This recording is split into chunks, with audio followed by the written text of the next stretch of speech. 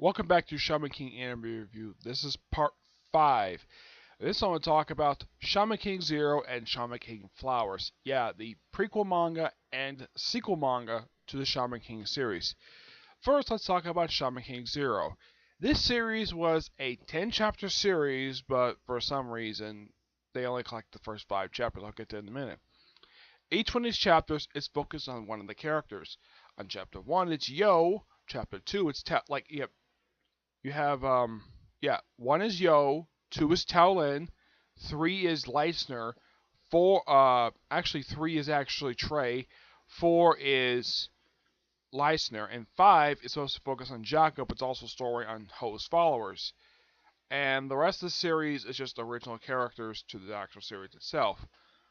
It's a good series. I was not disappointed with it. It basically did what it was supposed to, tell stories of the characters prior to the events of the series. And the neat thing about the Trey Racer story is that you actually get to find out how he got his jacket that he wears the whole series. His sister gave that to him. The Leisner story takes place 5 years before the events of the main story. Yep, the only character, surprisingly, who did not get one of these spotlight stories was Ryu, which was actually a surprise because I would have thought he would get one, but nope. They gave one to, as for Yo, main character series, not surprised he got the first one. Second one is Taolin, not surprised about that. Trey Racer, not surprised about that. Leisner and Jaco was a little surprised about these two getting solo chapters for them, but hey, still good for that. All in all, great series. But for some strange reason, like the Shaman King series, they never finished putting the series into an actual trade. No idea why, they just didn't. Now it's on to Shaman King Flowers, a 29 chapter series that was collected in 6 volumes, and for some strange reason, they never finished putting this book into trade. Nope, never did. Don't know why. This series I was disappointed with because I was expecting like a good next generation type story for the characters. I mean, you got a chance to see the son of the main character, Yo and Anna, the character Hana, who Ryu is kind of like his godfather and kind of watches over him. Taolin's son, who, by the way, Taolin at the end of the series revealed he got married to Iron Maiden Genie. Yeah, he got married to that cute little girl, well, a few years later. Apparently, they met in Europe and they fell in love and they got married. Of course, that's when she started the X-Laws as a charity organization. Yeah, for the most part, for the first 14 chapters was really good. And then right after Hannah met Ho, that's where the series went completely downhill. I mean, it had good action sequences, but this arc ended the series. I'm like, seriously? You couldn't just continue it afterwards? Especially since there was still more story to tell. You decided to abruptly cut this off after only 29 chapters? What happened in the final arc? Well, you got sent to another dimension, met a World War II pirate, got a chance, not a pirate, a pilot, got a chance to fly with him. Basically, oh yeah, his guardian ghost, Akinamaro. Excuse me. For some strange reason, he disappears halfway through the series, along with pretty much all of the characters. And of course, oh yeah, and the character got a fiance named Anna the Third, who was kind of the same name as his mother. And of course, he got a chance to meet a couple people from his branch family. Interesting. Didn't do much with them. And apparently, he went to high school. Also, and this is by far never explained in the series, of how in the world why that he can't use his shaman powers. Yeah, for some reason, there's no explanation for that. Oh yeah, and Tamino, the girl who had a thing for Yo the whole series. Yeah, she started acting like Anna, and she's sort of like his foster mom. She's basically his guardian, and I think she's supposed to be at this point probably because, let me think. I'm thinking that she's supposed to be about, I'd say probably in her late 20s, early 30s. She's still a very lovely woman. Oh yeah, and Anna the Third. There's a joke about her having a flat chest. Yeah, if you poke fun at the fact of flat chest again, I'll basically kill you. Yeah, that was funny, absolutely funny. But then when the series ended with this long-running arc, I'm like, that's it. That's all you're gonna do, you have the character get out of the dimension after he'd been there for a good long while. It was good thing he had a chance to have his character fight in World War II because, well, it's World War II's era stuff. And I'm like, okay, so you end the series here. This is supposed to be Next Generation, and you abruptly cut this off after only 29 chapters. As far as I've heard no explanation of why in the world the series was cut off like this. Yeah, there is no reason for this thing to be cut off. I mean, I felt the series was very quick.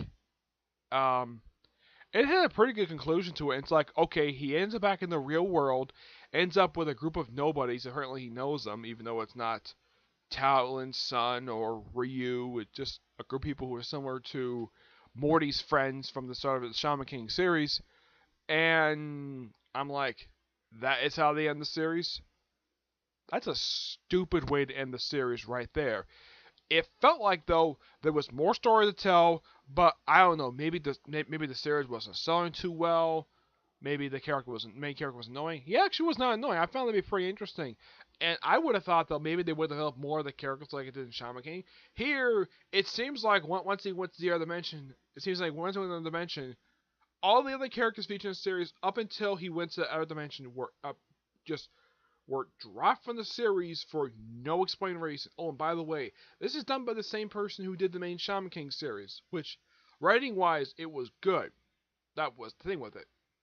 My disappointment was the fact that it had to abruptly end the way it did. And the fact he had to spend a freaking long time in his other dimension. I'm like, seriously? Can't this character just go home already? Instead, we have it where he just hangs out here for a good, 12 chapters, and then the series abruptly ends. Excuse me. Though the magazine was originally printed in, that ended as well for some reason. My guess is because of low sales. But you could have, I don't know, continued it in Shonen Jump. Well, the Shonen Jump, basically, it's actual another magazine. You could continue it there. And, by the way, this series was published monthly. Not weekly, monthly. Over the course of a few years, mind you. Yeah. I don't know, maybe the series suffered the delays. I have honestly no idea. Because the fact that, well, I kind of felt as though that they should have continued the series with a little bit more story development. I mean, the next generation characters released were interesting, except that they just barely got in development over the course of the first 14 chapters. Because, okay, then they got cut off. Okay, I'm looking up exactly how long the series published for. Yeah, the series published for a little over 2 years. So, this was essentially put a monthly series. Okay, fine. The fact that the writer of the series decided to do this monthly, fine, whatever. That's perfectly fine. My problem is the fact that I kind of felt as though that they didn't properly finish it. Though I'm looking up right now on Wikipedia. Apparently, there's another series coming out. I don't know if it's a remake or a continuation of the main series. I don't know.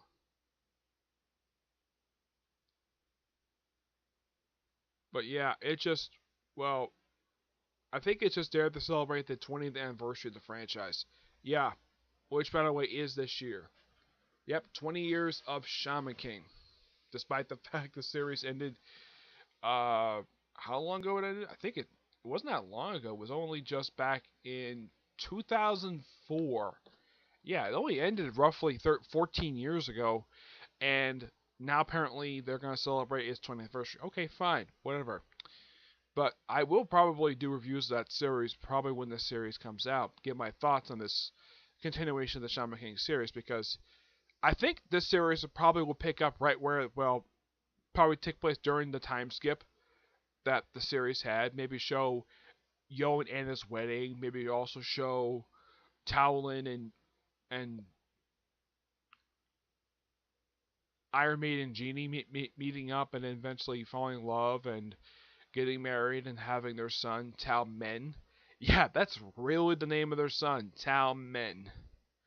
Hannah, basically, I mean, looking at him, he looks almost exactly like his father. Older Ryu doesn't look much different than he does in regular story. The only difference is he actually has a full beard now. Yeah, he has like a little facial hair like above his like upper lip. But yeah, looks like he just grew it to like a regular full style like partial like connecting beard. Yeah, he just grew it to a full beard, and he is basically the chef of the inn that Yo and Anna own, and Tamaru is the manager of it. That's basically what happened to these characters. As for Trey is never seen in Shaman King Flowers for some reason. Yeah, that's the weird thing. Okay, you see as for Yo and Anna's journey, what the journey is, no idea. It's never explained in the actual series, except that they're just completely absent from the series. Well, there is a past version of Yo in the series, the one from the Shaman King tournament, and that's really it. I mean, Yo is supposed to be the warrior of the earth, and as for, it seems like though, with the exception of Ryu and Tamaru and Ho, seems like there's no other characters from the previous series actually in this one.